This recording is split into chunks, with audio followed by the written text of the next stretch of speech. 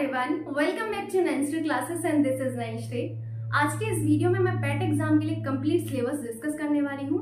साथ ही साथ यहाँ पर इस वीडियो में मैं डिस्कस करने वाली हूँ पेट एग्जाम में कहाँ से क्वेश्चंस अभी तक बना हुआ है एंड कहाँ से क्वेश्चंस बनने की पूरी संभावना होती है।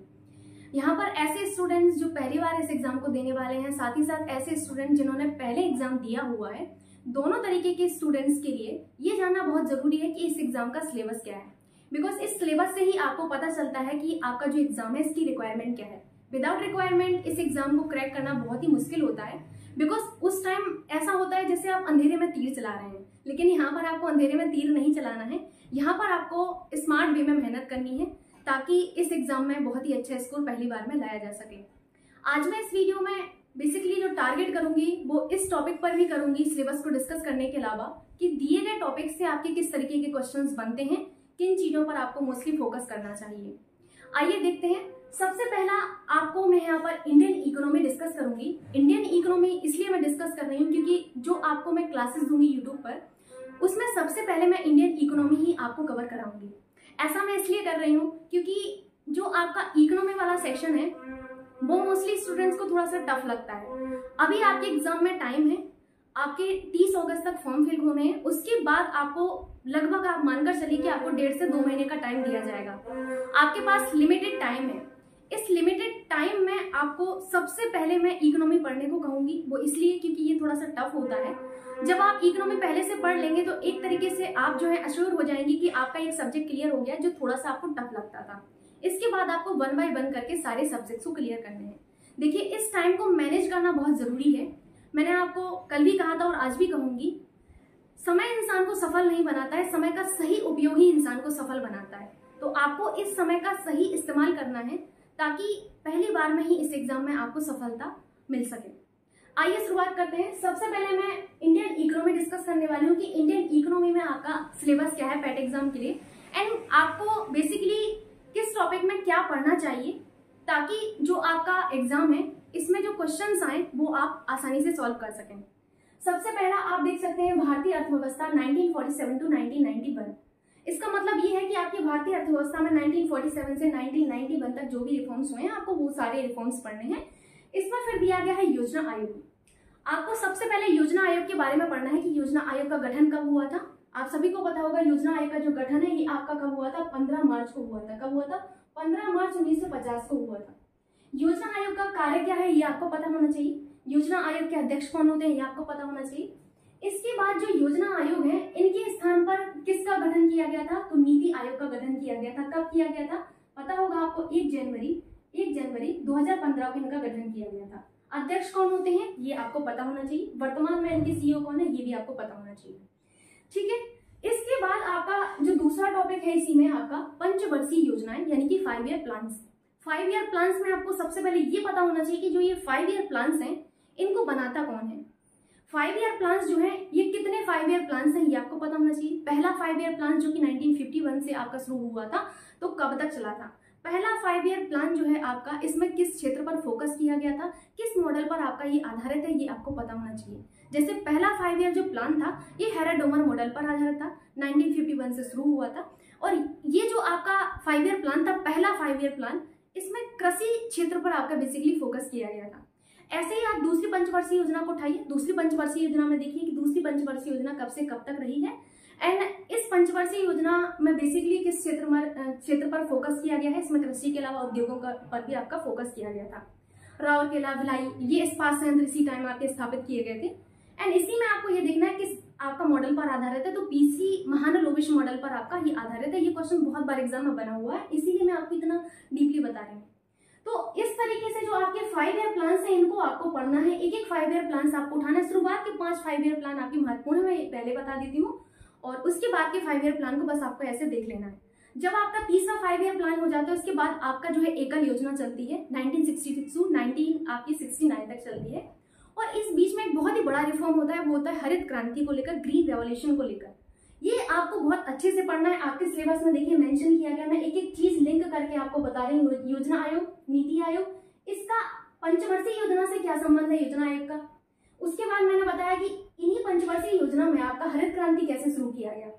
तो ये आपको इसी तरीके से मैं पढ़ाऊंगी, जो मैं यूट्यूब पर पढ़ाने वाली हूँ उसमें इसी तरीके से आपको पढ़ाया जाएगा। लेकिन आज मैं यहाँ पर सिलेबस डिस्कस करूंगी, साथ ही साथ कहाँ से क्वेश्चन बनता है ये आपको डिस्कस करूंगी, ठीक है।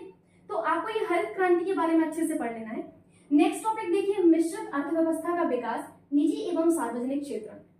देखिए 3 तरीके की इकोनॉमी होती है, एक होती है सोशलिस्ट, दूसरी होती है कैपिटलिस्ट एंड तीसरी होती है मिक्स्ड इकोनॉमी। ये जो आपकी 3 तरीके की इकोनॉमी है, मैंने क्या कहा, socialist economy, mixed economy and आपकी कौन सी होती है, इन पूंजीवादी अर्थव्यवस्था, जिसे आप कैपिटलिस्ट इकोनॉमी भी कहते हैं, ठीक। तो यहाँ पर बेसिकली आपका फोकस किस पर करना है, आपको मिक्स्ड इकोनॉमी पर करना है। क्यों करना है मिक्स्ड इकोनॉमी पर, हम दूसरों दो जो इकोनॉमी उन पर भेदभाव क्यों कर रहे हैं, बिकॉज हमारी जो भारत की अर्थव्यवस्था है वो हमारी मिक्स्ड टाइप की है। हमारे प्यारे भारत की जो अर्थव्यवस्था है वो मिक्स्ड इकोनॉमी है, दैट्स व्हाई हमें फोकस करना है सिर्फ मिक्स्ड इकोनॉमी पर। यहाँ पर देखिए इसीलिए मिश्रित अर्थव्यवस्था दिया गया है कि मिश्रित अर्थव्यवस्था का विकास, ठीक है। समझ गए आप कि मिक्स्ड इकोनॉमी ही क्यों आपको करना है, यहाँ पर फोकस करना है। Next green revolution already discuss कर चुकी हूँ। दुग्ध विकास एवं ऑपरेशन फ्लड आपको पढ़ना है। नेक्स्ट है आपका बैंकों का राष्ट्रीयकरण, यानी कि बैंकों का नेशनलाइजेशन एवं उसमें जो आपके रिफॉर्म्स हैं, सुधार हुए हैं, वो सारे रिफॉर्म्स आपको पढ़ने हैं। आपको बैंकिंग सिस्टम में सबसे पहले पढ़ना होगा आरबीआई की स्थापना कब हुई, आरबीआई के कार्य क्या है, आखिर ऐसा क्या कार्य करता है आरबीआई, कॉमर्शियल बैंक्स पर किस तरीके से ये नियंत्रण रखता है, ये सारे आपको किसमें पढ़ने होंगे, आरबीआई के कार्य में पढ़ने होंगे। आरबीआई के कार्य सबसे ज्यादा महत्वपूर्ण है, आरबीआई को क्यों हम इतना मानते हैं, आरबीआई ऐसा क्या काम करता है, वो आपको जानना जरूरी है। इसके बाद आता है कि बैंकों का जो नेशनलाइजेशन है वो किसके टाइम पर हुआ, कितने बैंकों का नेशनलाइजेशन हुआ है, टोटल कितने बैंक हैं वर्तमान में, कमर्शियल बैंक्स कौन कौन से हैं आपके, जो आपके कमर्शियल बैंक्स हैं उनको किस तरीके से आरबीआई सपोर्ट करता है, ये भी आपको पढ़ना है, ठीक है। अभी इतना समझ में आ गया। आरबीआई की मॉनेटरी पॉलिसी, इकोनॉमी में क्वेश्चन बने और मॉनेटरी पॉलिसी से ना बने, ऐसा संभव ही नहीं है। आरबीआई जो है, आरबीआई की जो मॉनेटरी पॉलिसी है, आरबीआई की मॉनेटरी पॉलिसी आपके लिए बहुत ही महत्वपूर्ण है। इस मॉनेटरी पॉलिसी में जितनी भी आपकी रेट हैं, आपकी जैसे कई सारी रेट्स होती हैं, आप पढ़ते होंगे, कौन कौन सी रेट्स आप पढ़ते हो, याद करके सोच कर बताइए। आप लोग पढ़ते होंगे, आपका बैंक रेट पढ़ते होंगे आप लोग, है ना, और कौन सी रेट पढ़ते हैं आप लोग, उसके अलावा और कौन सी रेट पढ़ी हैं, 2-3 रेट और आपने पढ़ी होंगी, ठीक। तो उन सारे रेट्स को भी आपको यहाँ पर अच्छे से पढ़ना है, ठीक है। ये सारे रेट्स आपके लिए बहुत महत्वपूर्ण है आरबीआई की मॉनेटरी पॉलिसी के अंतर्गत, ठीक। इस चीज को आपको याद रखना है कि आपके वर्तमान में जो रेपो रेट है वो क्या है, करंट से लिंक करके आपको पढ़ना है, ठीक है। रिवर्स रेपो रेट क्या है वर्तमान में, बैंक रेट क्या है आपकी वर्तमान में, ये करंट से रिलेटेड है, बट आपको ये पता होना चाहिए कि रिवर्स आपका जो रेपो रेट है वो क्या कहलाता है, रिवर्स रेपो रेट क्या कहलाता है, बैंक रेट क्या कहलाता है, ये आपको पता होना चाहिए। एंड करंट में आपका जो रेपो रेट है वो क्या है, ये आपसे पूछा जाता है। करंट में आपका रिवर्स रेपो रेट क्या है, ये पूछा जाता है। बैंक रेट क्या है आपका, ये पूछा जाता है। कितने तक की आय आपकी हो तो आप जो है कर मुक्त, यानी कि आपका टैक्स फ्री रहता है, ये आपको पता होना चाहिए। करंट से रिलेटेड है, 3 लाख तक की आय आपकी टैक्स फ्री होती है, उस पर कोई आपका कर नहीं लगता है। वर्तमान में तो यही प्रावधान है, जब एग्जाम होगा मुझे नहीं पता तब क्या परिवर्तन हो जाए, भगवान जाने, ठीक। तो ये सारी चीजें आपको बैंकों के राष्ट्रीयकरण में पढ़ने हैं। नेक्स्ट टॉपिक लिखा हुआ है, इसमें लिखा हुआ है 1991 में आर्थिक सुधार, ये भी आपको पढ़ने हैं। आप सभी को पता है एलपीजी रिफॉर्म्स जो है आपके आए थे, एलपीजी रिफॉर्म्स के बारे में आपको बहुत ही अच्छे से पढ़ना है, ठीक। बहुत इंपॉर्टेंट है एलपीजी रिफॉर्म्स, ठीक। इसके बाद आपका होता है वर्ष 2014 के बाद आर्थिक सुधार, जिसमें आपको कृषि संबंधी यानी कि आपको जो है एग्रीकल्चरल रिफॉर्म्स पढ़ने हैं, ढांचागत सुधार पढ़ने हैं, श्रम सुधार पढ़ने हैं, आर्थिक सुधार पढ़ने हैं, and last but not least very very important GST.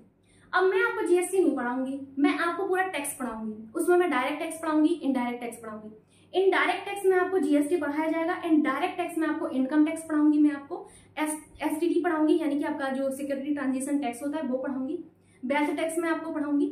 आपके जितने भी इनडायरेक्ट टैक्स हैं जो इंपॉर्टेंट हैं वो मैं आपको पढ़ाऊंगी, एंड डायरेक्ट टैक्स भी आपको सारे पढ़ाए जाएंगे, ठीक।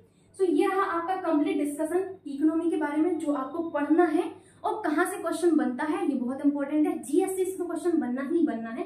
जीएसटी कब आया, क्यों हमने जीएसटी को लाया, आखिर ऐसी क्या जरूरत आन पड़ी कि हमें जीएसटी को लाना पड़ा, जब पहले से आपका जो है टैक्स लगता था तो एक स्टेट से दूसरे स्टेट में जाने पर लगता था, विद इन स्टेट लगता था, तो हमें जरूरत क्या पड़ी जीएसटी को लाने की। ये छोटी छोटी सी चीजें आपको पढ़ना चाहिए, ठीक है। पता होना चाहिए कि जीएसटी को क्यों लाए, क्या जीएसटी को लाने से कोई फायदा भी हुआ है कि बस नुकसान ही नुकसान झेल रहे हैं, कहीं भी जा रहे हैं बस जीएसटी दे दो, कहीं भी जा रहे हैं बस हमें जीएसटी पे करना है, ठीक है। तो ये सारी चीजें भी आपको समझना जरूरी है कि जीएसटी के आने के बाद कोई सच में सुधार हुआ है, कोई फायदा भी हुआ है, या फिर हम नुकसान में ही चल रहे हैं, है ना, ये भी पता होना चाहिए। अब हम डिस्कस करते हैं भारतीय इतिहास, इंडियन हिस्ट्री।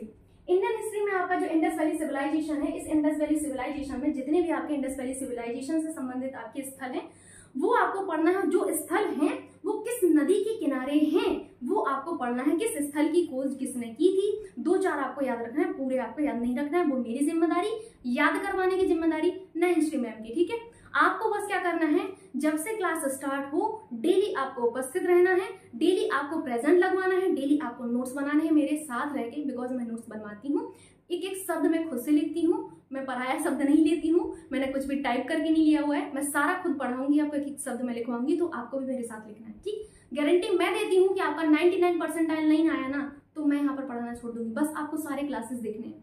ठीक है, नेक्स्ट यहाँ पर टॉपिक देखिए वैदिक संस्कृति। तो वैदिक संस्कृति में आपको देखिए उत्तर वैदिक काल पढ़ना है, उसके बाद ऋग वैदिक काल पढ़ना है, एंड उत्तर वैदिक काल से संबंधित जो विशेषताएं हैं, ऋग वैदिक काल से संबंधित विशेषताएं आपको बहुत अच्छे से पढ़नी है। ठीक है, यहाँ से क्वेश्चन बनता है।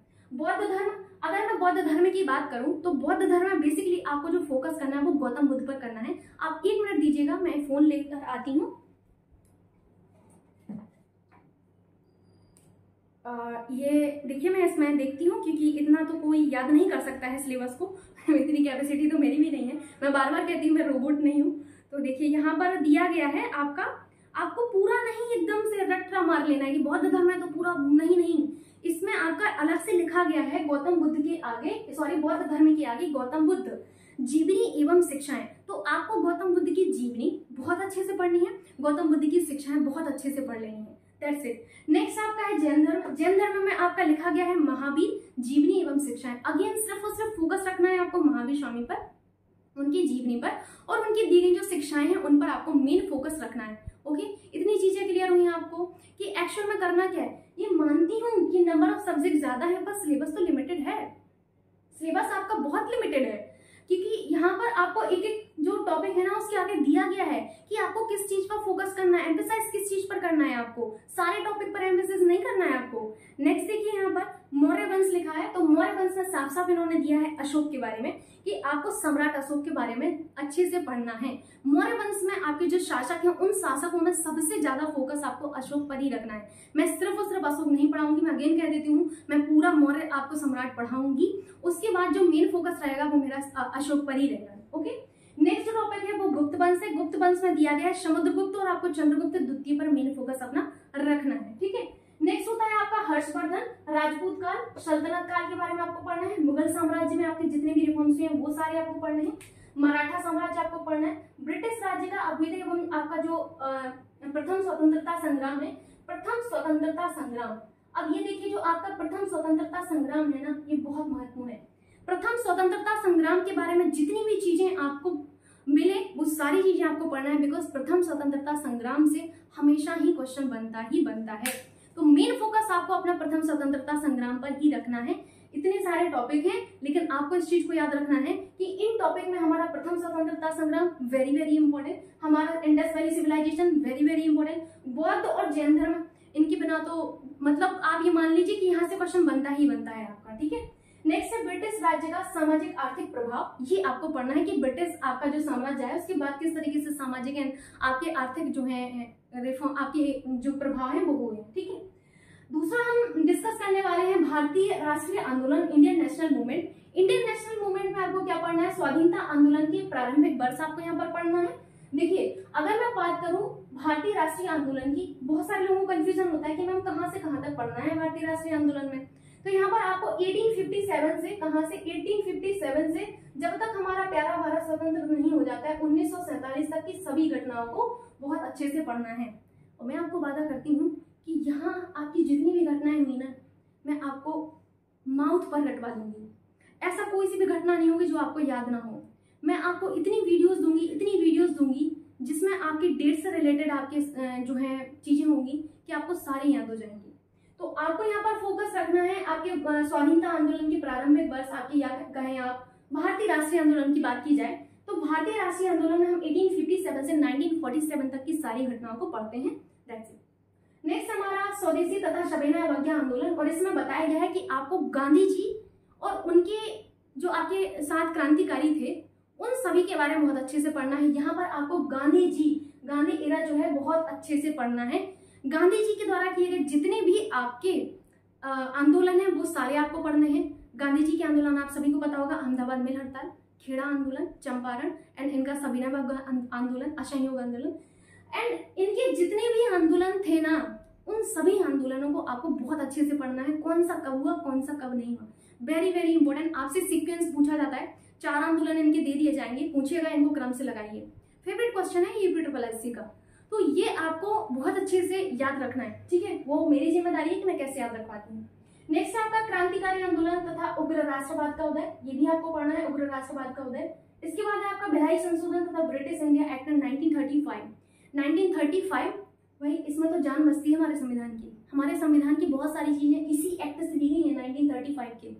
सो आपको 1935 में से संबंधित जितनी भी चीजें हैं ना, जितनी भी इसकी विशेषताएं हैं ना, सारी बहुत अच्छे से पढ़ लेनी है, ठीक है। नेक्स्ट है आपका quit India movement. Quit India movement में आपको बहुत जी जान से मेहनत करनी है। क्विट इंडिया मूवमेंट जो है ना, यहाँ से क्वेश्चन आपका बनता ही बनता है। क्विट इंडिया मूवमेंट में आपको सबसे पहले ये देखना है कि क्विट इंडिया मूवमेंट जो है वो कब शुरू हुआ था। इसके बाद आपका जो भारत छोड़ो आंदोलन है, इस भारत छोड़ो आंदोलन में आपका सबसे ज्यादा योगदान किसका रहा है, ठीक है। ये आपको सारी चीजें क्विट इंडिया मूवमेंट के बारे में पढ़नी है। क्विट इंडिया मूवमेंट की जो आपकी हीरोइन है वो किसको कहा जाता है, ये भी आपको पता होना चाहिए। तो क्विट इंडिया मूवमेंट से जितनी भी आपकी चीजें हैं वो सारी आपको यहाँ पर पढ़नी होंगी। नेक्स्ट है आपका आजाद हिंद फौज तथा सुभाष चंद्र बोस। अब सुभाष चंद्र बोस के बारे में आपको बहुत अच्छे से पढ़ लेना है और आपको आजाद हिंद फौज यहाँ पर पढ़ना है, ठीक। सुभाष चंद्र बोस ने जितनी भी आपकी इनसे संबंधित चीजें रही हैं वो सारी आपको पढ़ना है, ठीक। नेक्स्ट है आपका यहाँ पर दिया गया है, ये आपका खत्म होता है, यहाँ पर इतना ही आपको पढ़ना है। नेक्स्ट सब्जेक्ट देखिए आप भूगोल। देखिए भूगोल में मैं आपको सबसे पहले ये कहूंगी, भूगोल को शुरू करने से पहले आपके पास 3 मैप होना चाहिए। पहला यूपी का मैप, दूसरा आपका इंडिया का मैप, तीसरा वर्ल्ड का मैप। ये 3 मैप आपके पास होना चाहिए। इन 3 मैप में सबसे पहले यूपी का मैप आता है। यूपी के मैप में आपको ये देखना है कि जो यूपी है वो कितने राज्यों के साथ सीमा साझा करता है। यूपी किस देश के साथ सीमा साझा करता है, आपको पता होगा। यूपी एक देश के साथ भी सीमा साझा करता है, किसके साथ करता है ये पता होना चाहिए। यूपी के कितने जिले ऐसे हैं जो आपके उस देश के साथ सीमा साझा करते हैं, वेरी वेरी इंपॉर्टेंट। आप यूपी SSC पैट देने जा रहे हैं, ये उत्तर प्रदेश का आपका एग्जाम है, तो यूपी से संबंधित क्वेश्चन पूछे जाने की संभावना 100% होती है। और अगर आप 2 शब्द ज्यादा पढ़ भी लेंगे ना तो भूल नहीं जाएंगे आप, है ना। आप वहां पर करके ही आएंगे क्वेश्चन, आपको आगे भी हेल्प करेगा। तो यूपी के मैप में आपको इतनी चीजें पढ़नी है। साथ ही साथ आपको ये देखना है कि यूपी का टोटल कितने जिले हैं, सबसे बड़ा जिला कौन सा है, यूपी में टोटल कितने नेशनल पार्क हैं, कितनी वाइल्ड लाइफ सेंचुरीज हैं, एंड आपका जो यूपी है, यूपी का उत्तरी जिला कौन सा है, दक्षिणी जिला कौन सा है, पूर्वी जिला कौन सा है, पश्चिमी जिला कौन सा है। ये बिल्कुल बेसिक सी जानकारी है, वो मैं आपको दे दूंगी, डोंट वरी, ठीक। सो ये आपको पढ़ लेना है, ठीक। अब इसके बाद आता है इंडिया का मैप। इंडिया के मैप में आपको ये देखना है कि कितनी यूटी है, कितने स्टेट्स हैं, एंड इसमें सबसे मेन फोकस आपको किस पर रखना है, वो आपको यूटीज पर रखना है, क्योंकि यूटीज के बारे में देखिए पूछा जाता है। इनमें अभी मैं आगे थोड़ा सा डिस्कस करूंगी, जनरल अवेयरनेस वहां पर भी आपको दिया गया है, ठीक। तो आपको अपना मेन फोकस किस पर, यूनियन टेरिटरीज पर भी रखना है, ठीक है। सो ये चीज आपको क्लियर हो गई होगी। अब हम यहाँ पर डिस्कस करते हैं वर्ल्ड मैप पर। मैं वर्ल्ड मैप के बारे में बोलना भूलिए। वर्ल्ड मैप में आपको ये देखना है कि आपके कितने कॉन्टिनेंट हैं। ओशियन आपको सारे देख लेने हैं, कौन सा आपका सबसे बड़ा महासागर है, सीक्वेंस आपको पता होना चाहिए, कौन सा बड़ा है, फिर उससे छोटा, फिर उससे छोटा, फिर उससे छोटा, ये आपको पता होना चाहिए, वेरी वेरी इंपॉर्टेंट। अगर आप देखिए जो स्ट्रेट होती हैं वो नहीं याद रख पा रहे, कोई प्रॉब्लम नहीं है। एटलीस्ट आपको ये तो पता हो कि हमारे कॉन्टिनेंट कितने हैं और हमारे महासागर कितने हैं, कौन सा बड़ा महासागर है, कौन सा उससे छोटा है, कौन सा उससे छोटा है, ठीक है। उसके बाद आपको गर्त पता होना चाहिए, कौन से महासागर में कौन सा हमारा गर्त है, ओके। यहाँ पर देखिए आप, यहाँ नदियां एवं नदियों की घाटियां। देखिए नदियों से रिवर से एक क्वेश्चन बनता ही बनता है, तो नदियां आपको अच्छे से पढ़ लेनी है, चाहे वो आपकी इंडिया की रिवर हो। देखिए यहाँ पर भारत एवं विश्व भूगोल दोनों की बात की जा रही है, तो भारत की नदियां भी पढ़नी है। एट द सेम टाइम आपको किसकी, वर्ल्ड की भी नदियां पढ़ लेनी है, ठीक है। अब वर्ल्ड में आपको एक एक कॉन्टिनेंट को उठाना है और आपके जो कॉन्टिनेंट है सारे कॉन्टिनेंट्स की रिवर्स को आपको पढ़ना है, ठीक है। उसके बाद ऐसी इंडिया की जो रिवर्स है उनको भी आपको अच्छे से पढ़ लेना है। कौन सी रिवर के किनारे आपका कौन सा शहर बसा हुआ है, आप वर्ल्ड मैप में भी आपको वर्ल्ड की रिवर्स में भी आपको पढ़ना है, एंड साथ ही साथ आपको किसकी रिवर्स में भी पढ़ना है, ये आपकी इंडिया की जो रिवर्स है उसमें आपको ये देखना है कि कौन सा शहर हमारा किस नदी के किनारे है। ये भी क्वेश्चन आपसे पूछा जाता है, वेरी वेरी इंपॉर्टेंट। इसके अलावा आपको झील भी यहाँ पर दिया गया हो, कहीं पर नहीं दिया है, लेकिन झील भी आपको पढ़ के जानी है, इंडिया की भी और आपको वर्ल्ड की भी झील पढ़ के जानी है। जो आपकी 5 ग्रेट लेक्स हैं उनके बारे में भी आपको अच्छे से पढ़ लेना है एंड आपको इंडिया की भी झील पढ़ना है। ठीक, नेक्स्ट है हमारा भूजल संसाधन। नेक्स्ट है हमारा पर्वत एवं पहाड़ियां एवं हिमनद। आपके जितने भी पर्वत पहाड़ियां और हिमनद हैं, चाहे वर्ल्ड के तौर पर मैं बात करूं चाहे मैं आप इंडिया के तौर पर बात करूं, वो सारे आपको पता होना चाहिए। एग्जैक्टली आपको जो 7 कॉन्टिनेंट्स है ना, उसमें यूएसए के पता होना चाहिए। देखिए अमेरिका की अगर मैं बात करूं, उत्तरी अमेरिका और दक्षिणी अमेरिका, तो उसमें तो आपको बिल्कुल बेसिक सी ही चीजें याद रखनी है। मेन आपको याद रखना पड़ेगा यूरोप में। ठीक, सो आपको बेसिकली जो भूलने वाली चीजें हैं ना, उन पर ज्यादा फोकस करना है। जैसे यूरोप में आपके भूलने वाली चीजें होती हैं, तो वहां पर आपको अच्छे से पढ़ लेना है पर्वत पहाड़ियां एवं हिमनद, लेकिन मेन फोकस आपको इंडिया पर ही रखना है। ठीक, लाइट चली गई है, थोड़ा सा आप लोगों को वीडियो डल दिखेगा, बट आपको मैनेज करना होगा। ठीक है, नेक्स्ट है हमारा मरुस्थल एवं शुष्क क्षेत्र। अब यहाँ पर जो डेजर्ट है, डेजर्ट में सबसे पहले अगर मैं बात करूं तो इंडिया के डेजर्ट में, तो इंडिया के डेजर्ट में आपको जो इंडिया में डेजर्ट हैं ठंडे और गर्म दोनों ही तरीके के डेजर्ट पढ़ लेने हैं। इसके बाद इंडिया के बाहर हम बात करते हैं तो आपको चाइना और मंगोलिया की सीमा पर कौन सा आपका डेजर्ट है ये पढ़ना है। मेन जो फोकस रखना है ऑस्ट्रेलिया के डेजर्ट पर रखना है। यहाँ से देखिए गिब्सन सिम्पसन और ग्रेट आपका जो विक्टोरिया है, बहुत क्वेश्चन बनते हैं यहाँ से।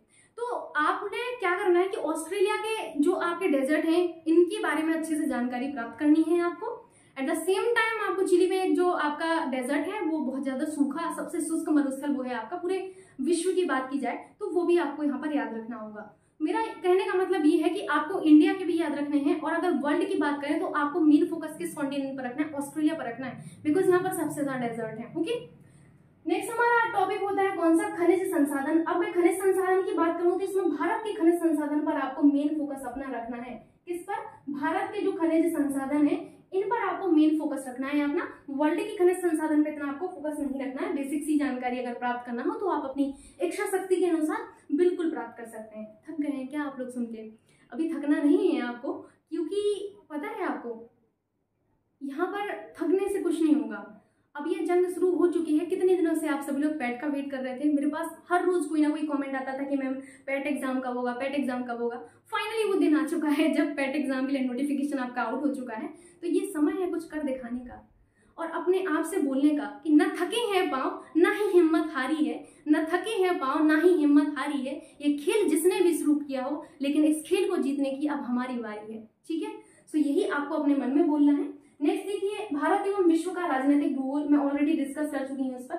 जलवायु एवं मौसम, टाइम जोन, ये आपको पढ़ लेना है। ठीक है, सांख्यिकी परिवर्तन एवं प्रवास यहाँ पर आपको पढ़ना है। ठीक, अब हमारा नेक्स्ट जो सब्जेक्ट है वो कौन सा है? नेक्स्ट सब्जेक्ट है हमारा भारतीय संविधान एवं लोक प्रशासन, Indian polity and public administration. Okay, इसमें आपको भारतीय संविधान की मुख्य विशेषताएं, जिसमें आपको देखना होगा कि भारतीय संविधान में कई सारी ऐसी चीजें हैं जो अलग मतलब अदर देश से हमने अडॉप्ट की हैं। तो वो कौन सी विशेषताएं हैं जो हमने अदर कंट्री से अडॉप्ट की हैं? जैसे अगर मैं बात करूं तो मौलिक कर्तव्य हमने किस कंट्री से लिए हैं, हमने फंडामेंटल राइट्स कहाँ से लिए हुए हैं, हमने जुडिशियल रिव्यू कहाँ से लिया हुआ है, हमने जो आपके राज्यसभा है इनमें सदस्यों का नामांकन कहाँ से लिया हुआ है, हमने राष्ट्रपति का निर्वाचन कहाँ से लिया हुआ है, हमने डीपीएसपी को कहाँ से लिया हुआ है। ये सारी चीजें आपको पता होना चाहिए और यहाँ से क्वेश्चन बनता ही बनता है। ठीक है, नेक्स्ट देखते हैं हम यहाँ पर राज्य के नीति निदेशक का डीपीएसपी, वेरी वेरी इंपॉर्टेंट। देखिए डीपीएसपी तो बहुत अच्छे से आपको पढ़ लेना है। डीपीएसपी आर्टिकल 36 से लेकर 51 तक है, और इस डीपीएसपी में जो आपको मेन जो आर्टिकल्स हैं आपकी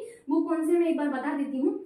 1 मिनट आप लोग दीजिएगा। जैसे आर्टिकल 39 आपका इंपॉर्टेंट है, 39A आपका वेरी वेरी इंपॉर्टेंट। आर्टिकल 40 जिसमें आपके जो आपकी ग्राम पंचायत है के गठन के बारे में बात की गई है, and article 41 very very important. Article 42, article 48, ये तो वही जान है आपके। इन आर्टिकलों को तो आपको बहुत अच्छे से पढ़ डालना है। ठीक है, इन आर्टिकलों को आपको बहुत अच्छे से पढ़ लेना है। राज्य के नीति निदेशक जो तत्व हैं इनसे क्वेश्चन बनता ही बनता है। ठीक, नेक्स्ट हमारा क्या है? नेक्स्ट हमारा टॉपिक कौन सा है? मौलिक अधिकार एवं कर्तव्य, यानी कि fundamental rights and fundamental duties. कितने फंडामेंटल राइट्स हमारे संविधान में हमें दिए गए हैं, एंड ऐसा कौन सा फंडामेंटल राइट है जो पहले था बट अब नहीं है, ये भी आपको पता होना चाहिए। एंड उसके बाद आपको क्या करना है कि जो आपके फंडामेंटल राइट्स हैं वो हमने कहाँ से, किस देश के संविधान से लिए हैं, ये भी आपको पता होना चाहिए। ठीक, फंडामेंटल ड्यूटीज की बात करूं तो आपको ये याद रखना है कि कितनी आपकी फंडामेंटल ड्यूटीज हमें दी गई हैं, क्या ये ड्यूटीज आपको जो है एकदम बाध्यकारी है कि नहीं है। और फंडामेंटल ड्यूटीज जो है ना, ये नंबर आपको पता होना चाहिए और कौन सी है, एक बार आपको जस्ट रीड कर लेना है, that's it. And fundamental duties जो है आपकी किस संविधान किस समिति के जो आपके यहाँ सिफारिश पर आई थी, ये भी आपको पता होना चाहिए। ठीक, संसदीय प्रणाली एवं संघीय प्रणाली आपको बहुत अच्छे से पढ़ लेना है। संघ एवं केंद्र शासित प्रदेश, ये आपको अच्छे से पढ़ना है। संघ एवं केंद्र शासित प्रदेश देखिए आपको वहां पर जो जनरल अवेयरनेस वाला सेक्शन है उसमें भी दिया जाएगा। ओके, नेक्स्ट हमारा केंद्र राज्य संबंध, हमारे केंद्र और राज्य के बीच में संबंध यहाँ पर भी है और आपसे जनरल अवेयरनेस में भी है, तो केंद्र और राज्य के बीच में संबंध आपको बहुत अच्छे से पढ़ना है। ठीक, नेक्स्ट हमारा न्याय ढांचा, जिसमें आपको हाईकोर्ट एवं सुप्रीम कोर्ट के बारे में पढ़ना है। अगर मैं हाईकोर्ट एवं सुप्रीम कोर्ट की बात करूं तो आपको सबसे पहले तो ये देखना है कि आपके जो हाईकोर्ट और सुप्रीम कोर्ट हैं, इनमें जजेस जो होते हैं, इन जजेस की नियुक्ति कैसे होती है, क्या इन जजेस को हम हटा सकते हैं, इनकी जजेस की मैक्सिमम एज जो है आपकी कितनी, मतलब सेवानिवृत्ति की आयु कितनी होती है, ये भी आपको पता होना चाहिए। एंड इसके अलावा जो हाईकोर्ट और सुप्रीम कोर्ट है, इनके पास एक बहुत अच्छी पावर होती है, वो कौन सी होती है, रिट जारी करने की। आर्टिकल 32 के अंतर्गत हमारा सुप्रीम कोर्ट रिट जारी करता है। कितने तरीके की रिट जारी करता है, 5 तरीके की रिट जारी करता है। हाईकोर्ट भी रिट जारी करता है, लेकिन हाईकोर्ट के पास ज्यादा पावर है रिट्स को जारी करने की। हमारे मौलिक जो अधिकार है उनको संरक्षित करने की सबसे ज्यादा पावर हमारी सुप्रीम कोर्ट के मुकाबले हाई कोर्ट के पास है, तो आपको ये पता होना चाहिए। टोटल हाई कोर्ट्स कितने हैं इंडिया में, ये आपको पता होना चाहिए। बिल्कुल बेसिक सी जानकारी यहाँ पर आपको पता होना चाहिए। आर्टिकल इनसे संबंधित जो है, एडहॉक जजेस जो है, इन सबसे संबंधित जो आर्टिकल है ना, बहुत इंपॉर्टेंट है आपके लिए। बिल्कुल सीधा सा क्वेश्चन पूछा जाता है आर्टिकल से रिलेटेड। ओके, नेक्स्ट हमारा जिला प्रशासन, नेक्स्ट हमारा स्थानीय निकाय एवं पंचायती राज संस्थाएं, जो कि हमारा दिल धड़कता है इन पंचायती राज संस्थाओं में। आखिर ऐसी क्या जरूरत आन पड़ी कि पंचायती राज सिस्टम पहले से था, लेकिन इन पंचायती राज सिस्टम को संवैधानिक दर्जा देने की क्या जरूरत पड़ी? जब पहले से था तो क्यों ऐसा करना पड़ा कि हमें संवैधानिक दर्जा देना पड़ा? किस संविधान संशोधन के अंतर्गत हमने जो आपकी पंचायती राज सिस्टम है इनको संवैधानिक दर्जा दिया है? Very important. किस वर्ष दिया है? Very important. जो आपकी पंचायती राज सिस्टम है इनको संवैधानिक दर्जा देने का काम जो है किस समिति ने किया था? Very important. जितनी भी आपकी समितियां हैं आपकी पंचायती राज से संबंधित, वो सारी समितियां आपको याद रखनी है। ठीक, नेक्स्ट हम डिस्कस करते हैं प्रारंभिक अंकगणित, एलिमेंट्री अर्थमेटिक। पहले आप इतना देखिए, मैं पानी पीती हूँ 1 मिनट, फिर उसके बाद डिस्कस करती हूँ। ठीक,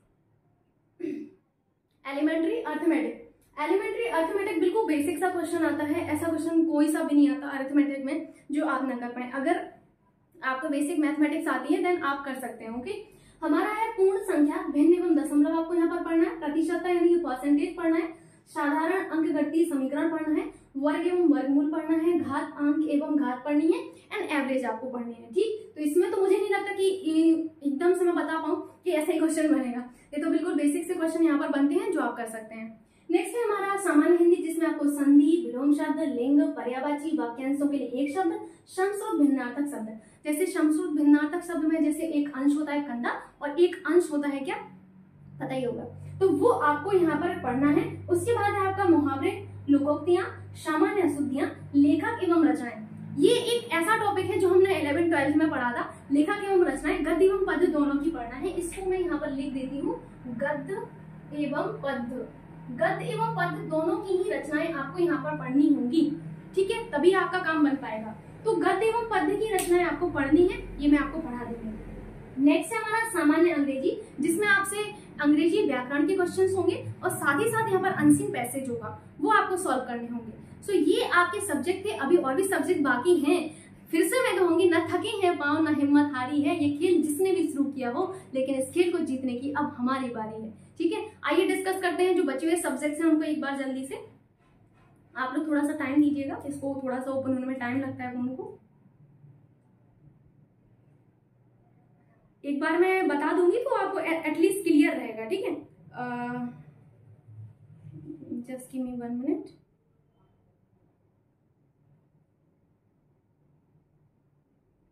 क्या क्या हम डिस्कस कर चुके हैं? भारतीय इतिहास and Indian national movement, geography, Indian economy, Indian constitution and public administration, general science. देखिए जनरल साइंस में मैं आपको सजेशन दूंगी, सामान्य विज्ञान में आपको मेन फोकस बायोलॉजी वाले सेक्शन पर करना है, आपको फिजिक्स एंड केमिस्ट्री पर उतना फोकस नहीं करना। प्लीज रिक्वेस्ट है आपसे, हाईली इसको मानिएगा, हाईली रिक्वेस्ट मानिएगा मेरी कि इसमें आपको सिर्फ और सिर्फ फोकस करना है अपना बायोलॉजी वाले सेक्शन पर। Okay, and physics and chemistry पर कम ही फोकस रखिए, बहुत अच्छा होगा आपके लिए। जितना टाइम है उसमें बायोलॉजी ही पढ़िए, ठीक है। उसके बाद हम एलिमेंट्री अर्थमेटिक डिस्कस कर चुके हैं, जनरल हिंदी डिस्कस कर चुके हैं, इंग्लिश डिस्कस कर चुके हैं, लॉजिक एंड आपका रीजनिंग। यहाँ देखिए तर्क एवं तर्क शक्ति, जिसमें आपको क्रम एवं रैंकिंग पढ़ना है, संबंध पढ़ना है, जो ब्लड रिलेशन है वो आपको पढ़ना है। यहाँ पर देखिए जो सीक्वेंस होता है ना वो आपको पढ़नी है। समूह से भिन्न को अलग करना है, ये पढ़ना है। कैलेंडर एवं घड़ी, यहाँ से देखिए क्वेश्चन बनता ही बनता है, कैलेंडर से एक क्वेश्चन आता है आपका हर बार, ठीक। तो कैलेंडर आपको पढ़ लेना है, कैलेंडर से क्वेश्चन आया हुआ है पैट में। कारण एवं प्रभाव आपको पढ़ने हैं, कोडिंग डिकोडिंग आपको पढ़नी है, निगमनात्मक तर्क आपको पढ़ लेने हैं, ठीक है। नेक्स्ट यहाँ पर आपका होता है समायिकी यानी कि करंट अफेयर्स, जिसमें आपको इंडिया का करंट अफेयर्स एंड आपका वर्ल्ड का भी पढ़ना है। लेकिन मेरा यहाँ पर कहना ये होगा, इंडिया एंड वर्ल्ड के अलावा यूपी में जितनी भी आपकी करंट अफेयर्स से रिलेटेड चीजें हैं वो आपको बहुत अच्छे से पढ़नी है। यूपी का एग्जाम देने जा रहे हैं, हाँ, आपके ज्यादा चांसेस होते हैं कि यूपी से संबंधित क्वेश्चन आपसे पूछे जाएंगे। जैसे यूपी में अगर कोई योजना लागू हुई है, नई हो या पुरानी हो, तो वो आपको अच्छे से पढ़ लेनी है, ठीक है। उसके बाद आपको यूपी का बेसिकली जो स्टैटिक जीके है ना वो भी आपको अच्छे से पढ़ लेना है, ठीक। तो मेरा कहने का मतलब है यूपी से रिलेटेड करंट भी आपको पढ़ने, अगर कोई पुरस्कार यूपी को मिला है तो वो आपको पढ़ लेने हैं। वैसे तो कम ही मिलते हैं लेकिन फिर भी याद रख लेने हैं उन कम में भी, ठीक है। सामान्य जागरूकता, ये हमारा मेन सब्जेक्ट है जिसमें आपको 10 नंबर यहाँ पर पढ़ने होंगे, 10 नंबर के लिए। सामान्य जागरूकता में पहला टॉपिक है भारत के पड़ोसी देश। सामान्य जागरूकता में पहला टॉपिक है भारत के पड़ोसी देश। आपको ये देखना है कि भारत के पड़ोसी देश कौन से हैं। भारत अपनी सबसे लंबी सीमा किस देश के साथ साझा करता है, सबसे छोटी सीमा किस देश के साथ साझा करता है, ये बहुत इंपॉर्टेंट है, ठीक है। पूछा भी गया है आपसे इसलिए कह रही हूँ। नेक्स्ट है आपका देश, राजधानी व मुद्रा, यानी कि यहाँ पर आपको देश पढ़ने, उनकी कैपिटल पढ़नी है, उनकी करेंसी पढ़नी है। भारत के राज्य और केंद्र शासित प्रदेश, अगेन आप यहाँ पर भूगोल में भी देख चुके हैं कि आपको भारत के राज्य और उनके केंद्र शासित प्रदेश अच्छे से पढ़ने होंगे। भारतीय संसद, राज्यसभा, लोकसभा, विधानसभा एवं विधान परिषद। अरे भाई पॉलिटी में ही दे देते, इधर क्यों दे दिया, है ना। तो ये भी आपको यहाँ पर पढ़ना है। एंड आपको नेशनल एंड इंटरनेशनल जो डेज होते हैं वो भी पढ़ने हैं, साथ ही साथ उनकी जो महत्वपूर्ण दिन है ना उनकी थीम। दिवस आपको पढ़ाऊंगी मैं सारे, लेकिन थीम बहुत कम की पढ़ाऊंगी जो आपसे पूछे जाते हैं, ओके। सबकी थीम नहीं पढ़नी होती है, इस चीज को अब याद रखिएगा। वर्ल्ड ऑर्गेनाइजेशन एवं उनके हेडक्वार्टर्स आपको पढ़ लेने हैं, इनसे भी क्वेश्चन बनता है। जैसे आपका WHO मेन होता है, WTO आपका मेन होता है, एमनेस्टी इंटरनेशनल, एंड आपका जो इंटरनेशनल आपका जो अंतर्राष्ट्रीय न्यायालय है, इनके हेडक्वार्टर्स, ये सब बहुत इंपॉर्टेंट है, इनसे आपका एक क्वेश्चन बनता ही बनता है। भारतीय पर्यटन स्थल आपको पढ़ने हैं। उसके बाद आपको इंडियन आर्ट एंड कल्चर पढ़ना है, इंडियन आर्ट एंड कल्चर से रिलेटेड एक क्वेश्चन बनता ही बनता है, ठीक है। और नेक्स्ट है आपका भारत एवं विश्व के खेल, भारतीय अनुसंधान संगठन आपको पढ़ने हैं, प्रसिद्ध पुस्तकें एवं लेखक पढ़ने हैं, पुरस्कार आपको पढ़ने हैं, जलवायु परिवर्तन आपको पढ़ने हैं, ठीक। नेक्स्ट सब्जेक्ट है हमारा हिंदी का आपका जो गद्यांश है, वो जो आप लोगों को मैं कल बताई थी ना, जब मैं छोटा बच्चा था, छोटी चड्डी पहनता था, लॉलीपॉप खाता था, बड़ी शरारत करता था, तो तब से सॉल्व करते आ रहे हैं, इसके बारे में डिस्कशन करने की कोई जरूरत नहीं है। नेक्स्ट है आपका कौन सा, ग्राफ की व्याख्या एवं विश्लेषण और तालिका की व्याख्या एवं विश्लेषण। अब ये हमारे पके पकाए 20 नंबर है। इस 20 नंबर के लिए बहुत इंपॉर्टेंट है आपको ये समझना कि किस तरीके का क्वेश्चन यूपी SSC पैट के प्रीवियस ईयर में पूछा गया है। क्योंकि देखिए DI में कई सारे तरीके के क्वेश्चंस होते हैं, पाई चार्ट होता है आपका, लाइन चार्ट होता है आपका, एंड अदर तरीके के भी आपके चार्ट होते हैं, टेबुलेशन चार्ट होता है वहां पर। तो जो यूपी SSC पैट है ना, इसने अभी तक कैसे क्वेश्चन पूछे हैं, तो यूपी SSC पैट ने पाई चार्ट से क्वेश्चन कम पूछे हैं, बाकी के आपके जितने भी तरीके का DI बनता है, चार्ट बनता है, उन सभी से जो है आपका 20 नंबर में पूछा ही गया है। देखिए यहाँ पर आपको फिर से मैं बोल देती हूँ, लाइन चार्ट से क्वेश्चन पूछा गया है, एंड आपके टेबुलेशन से भी पूछा गया है, एंड आपको ये याद रखना है कि पाई चार्ट से कम क्वेश्चन पूछे गए। पाई चार्ट को सॉल्व करना बहुत सिंपल होता है ना, इसलिए तो वो आपको याद रखना है, और मेन फोकस आपको टेबुलेशन पर करना है एंड लाइन वाले चार्ट पर करना है, ठीक है। आयत वाले पर भी करना है, मैं ये नहीं कह रही हूँ कि उस पर नहीं करना है, ठीक। सो ये रहा हमारा कंप्लीट डिस्कशन सिलेबस का, एंड आई विश आपको ये वीडियो अच्छा लगा होगा। आपसे बस यही रिक्वेस्ट होती है कि प्लीज वीडियो को लाइक करना एंड शेयर करना ना भूलिएगा। मिलते हैं नेक्स्ट वीडियो में, तब तक के लिए जय हिंद।